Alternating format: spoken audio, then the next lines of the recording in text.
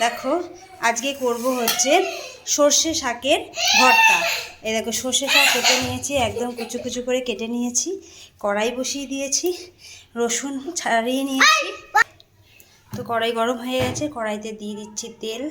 বেশি তেল লাগবে না, শাকে তো বেশি তেল লাগে না, তা অনেকটাই পড়ে গেল, যাই হোক।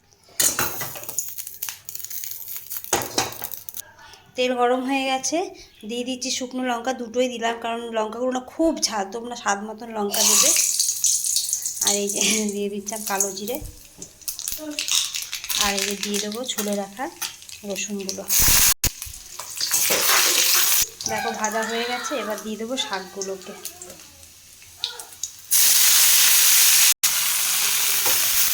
একটু নেড়ে দেবো, দিয়ে দেবো একটু নুন, দিয়ে দেবো একটু হলুদ।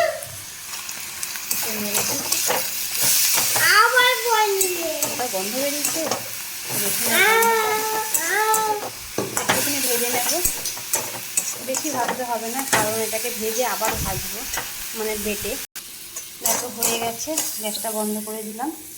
এবার আমি এটাকে করবো পেস্ট, মানে বাটলে তো খুবই ভালো হয়, কিন্তু বাটা সম্ভব নয়, তোমরা বেটে নিতে পারো। আমি করবো পেস্ট, তো নিয়ে নিয়েছি বাটিতে, এবার করে নেবো পেস্ট।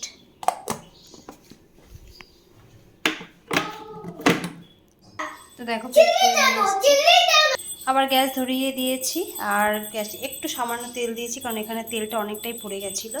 তো এইটাকে তেল গরম হয়ে গেছে, এবার আমি এটাকে আস্তে আস্তে করে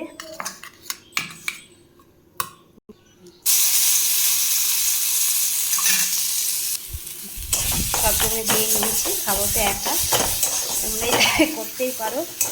আর সব থেকে বড় কথা, এই ভর্তা হলে না আর কিচ্ছু থাকবে না, গরম ভাতের সাথে এই ভর্তা দিয়ে এক থালা ভাত খাওয়া হয়ে যাবে।